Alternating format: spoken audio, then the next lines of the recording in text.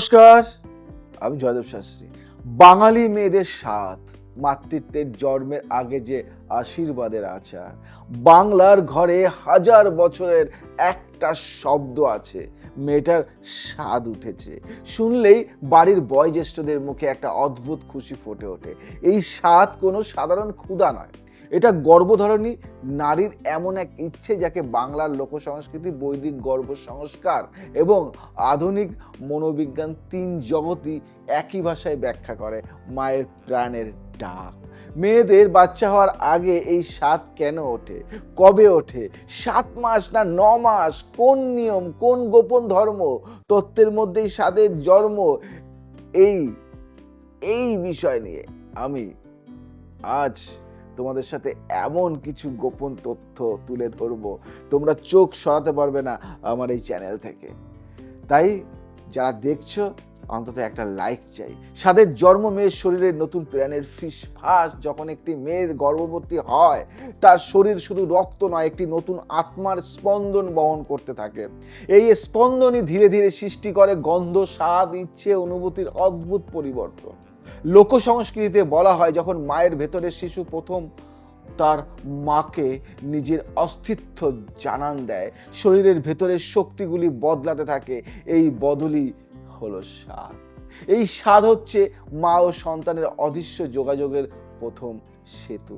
বুঝলে স্বাদ কি জিনিস? এবার আমি বলবো স্বাদ কেন 7 মাসে বেশি ওঠে। বাঙালি সমাজে সাধারণত বিশ্বাস যে গর্ভ অবস্থায় 7ম মাসে স্বাদ সবচেয়ে বেশি দেখা যায়। এর কারণ গভীর এবং বহুস্তরীয়। শরীরের দিক দিয়ে 7ম মাসে শিশুর অঙ্গ প্রত্যঙ্গ প্রায় সম্পূর্ণ হয়। শিশু তখন মায়ের শরীরের খাদ্য গ্রহণের আরও সক্রিয় হয়ে ওঠে। এই সময় শিশুর শক্তি বৃদ্ধির জন্য মায়ের শরীর বিশেষ ধরনের খাবার চাইতে শুরু করে। এই সময় যে খিদে ও অদ্ভুত ইচ্ছে হয়, তাই হলো স্বাদ। আমরা স্বাদ মানে অন্য কিছু ভাবতাম, তাই তো? তা নয়।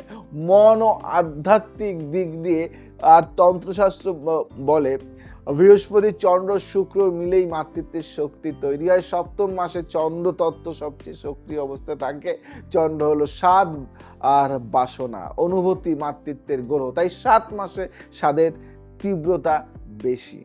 লোক সংস্কৃতিতে এই সময় শিশুর আত্মা নাকি সম্পূর্ণভাবে মায়ের সঙ্গে যুক্ত হয়। এই আত্মার টানেই মেয়েদের নতুন ইচ্ছে হয়।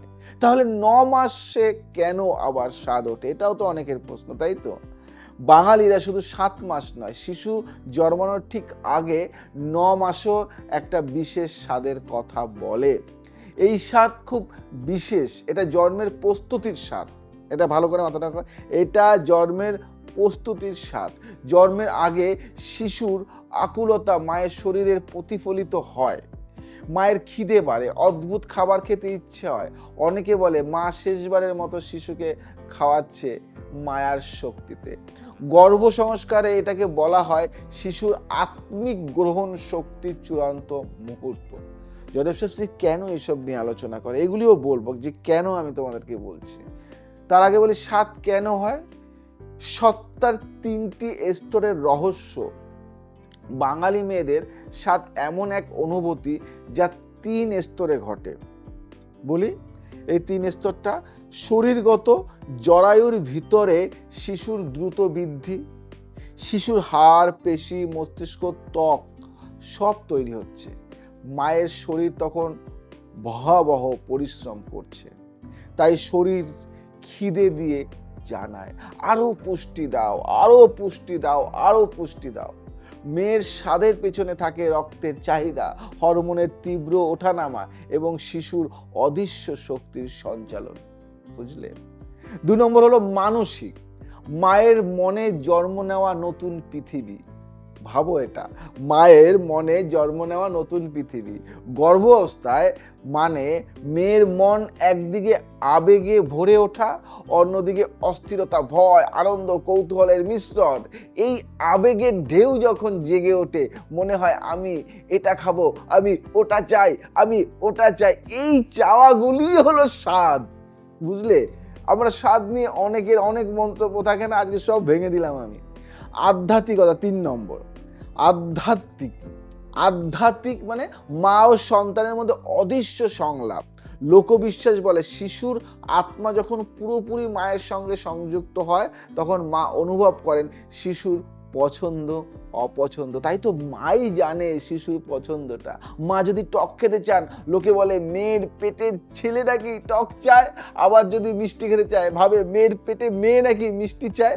ভাবো, এগুলি কিন্তু ওই আদি কথা না, এগুলি শুধু কথা নয়, গভীর অদৃশ্য যোগাযোগ। টক খেতে চাইলে পেটে কি আছে, আর মিষ্টি খেতে চাইলে পেটে কি আছে। স্বাদের নিয়ম আছে জানো তো, আচার প্রথা ও বাড়ির আশীর্বাদের অনুষ্ঠান। বাঙালি ঘরে স্বাদ মানে খাওয়ার ইচ্ছে নয়, একটি আশীর্বাদমূলক অনুষ্ঠান। লোকবিশ্বাস, মেয়ের স্বাদ উঠলে তাকে বাধা দেওয়া উচিত নয়, কারণ মেয়ের স্বাদ মানে শিশুর স্বাদ, বুঝলে। আর ঘরের প্রথা কেমন, তাই না, অনেকের প্রশ্ন থাকে না। যখন মেয়ের স্বাদ ওঠে, শাশুড়ি, মা, দাদুরা মিলে তাকে খাওয়ায়, যে জিনিস সে চাইছে সেটাই দিচ্ছে। একটা বিশ্বাস আছে যে মেয়ের স্বাদ পূরণ করলে শিশুর চরিত্র নরম হয়, মন শান্ত হয়, জন্ম সহজ হয়। পুরনো বাংলায় 7 ভাত নামের ব্যবস্থা ছিল। মেয়েকে তার পছন্দের মাছ, দুধ, ফল, ঘি দেওয়া হতো। এই অনুষ্ঠান ছিল আশীর্বাদের আচার। আর আমাদের দৃষ্টিতে মানে তান্ত্রিকীয় দৃষ্টিতে স্বাদ হলো আধ্যাত্মিক শক্তির স্পর্শ। তন্ত্রশাস্ত্রে মাতৃত্বকে কুণ্ডলিনীর জাগরণ বলা হয়েছে। গর্ভবতী নারীর ভেতরের শক্তির 2টি প্রবাহ চলতে থাকে, মায়ের শক্তি, গর্ভস্থ শিশুর শক্তি। এই 2 শক্তির মিলনেই শরীরে স্বাদের আগুন জন্ম নেয়। এই আগুন পবিত্র, এই আগুন শিশুর ভবিষ্যৎ গঠনের জন্য প্রয়োজনীয়। তান্ত্রিকরা মানে আমরা বলি যে মেয়ের স্বাদ মানে দেবী মাতৃকা জেগে উঠেছে। মেয়ের স্বাদ মানে দেবী মাতৃকা জেগে উঠেছে। চিকিৎসা শাস্ত্রও বলে, কি বললাম, চিকিৎসা শাস্ত্রও বলে স্বাদ হলো শরীরের সংকেত। ডাক্তাররা বলেন স্বাদ মানে শরীরের বিশেষ পুষ্টি সংকেত। যেমন বলি, টক চাইলে ভিটামিন সি, মিষ্টি চাইলে এনার্জি, নোনতা চাইলে সোডিয়ামের প্রয়োজন।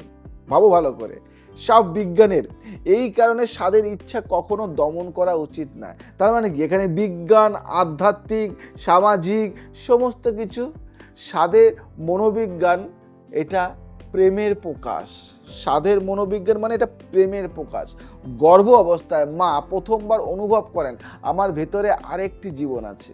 এই অনুভূতি থেকে জন্মায় রাগ, কান্না, খিদে, ইচ্ছে সব মিলিয়ে এক নতুন প্রেম। এটি হলো স্বাদ, একটা আলাদা স্বাদ। মনোবিজ্ঞানীরা বলেন স্বাদ পূরণ হলে মায়ের মনে নিরাপত্তা তৈরি হয়, যা শিশুর মানসিক বিকাশকে সুন্দর করে। বুঝতে পারলে? আমি লাস্ট একটা কথা বলি, স্বাদ হলো আশীর্বাদের গর্বদ্বীপ। আশীর্বাদের গর্বদ্বীপ। আজকের আমার যে আলোচনার, এটা কতটা সত্য। স্বাদ কোনো খিদে নয়, এটা মায়ের ভেতরে শিশুর জন্মের পূর্ব প্রথম ডাক। স্বাদ ওঠে মানে মায়ের সারা শরীরে মাতৃত্বের আলো জ্বলে উঠেছে। মানে 7 মাসের স্বাদ যখন প্রথম তীব্র হয়, শিশু জানাচ্ছে মা আমি আসছি, মা আমি আসছি। 9 মাসে আবার স্বাদ যখন ফিরে আসে, শিশু নীরবে বলছে মা আর কয়েকটা দিন, তুমি শক্ত থাকো, তুমি শক্ত থাকো। এই স্বাদই বাঙালি ঘরের আশা, প্রেম, বিশ্বাস আর আশীর্বাদের আলো। বুঝতে পারলে? যদি ভালো লাগে, যদি আমার এই অংশটি তোমাদের ভালো লেগে থাকে, তাহলে অবশ্যই কমেন্টস করে জানিও কেমন লাগলো। আর যদি মন ভরে যায়, যদি নতুন কিছু জানতে পারো, তাহলে এখনই শেয়ার করো ফ্রেন্ড সার্কেলের মধ্যে, প্রচুর শেয়ার করো, যাতে গর্ভবতী মায়ের কাছে যেন এই ভিডিওটা পৌঁছে যায়। আজ আসি, আবার আসবো নতুন কিছু নিয়ে। ভালো থাকো, সুস্থ থাকো, সবাইকে ভালো রাখো। জয় শ্রী ঠাকুর।